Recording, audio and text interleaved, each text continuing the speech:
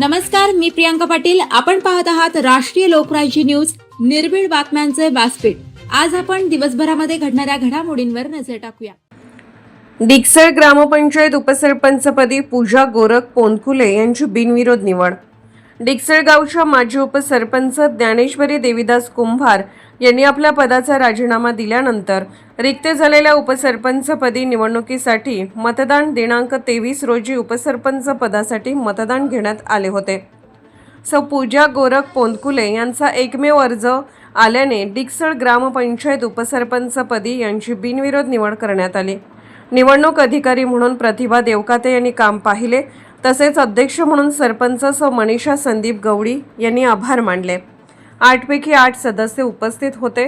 सर्वानुमते त्यांचे निवडीबद्दल अभिनंदन करण्यात आले.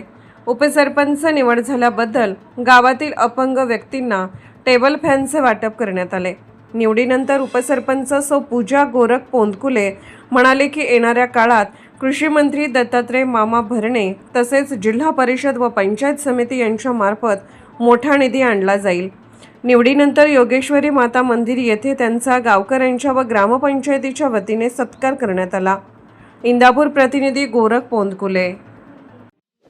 ताज्या बातम्यांसाठी आणि अपडेट्ससाठी राष्ट्रीय लोकराज्य न्यूज चॅनलला सबस्क्राईब करा. तसेच लाईक आणि शेअरही करा.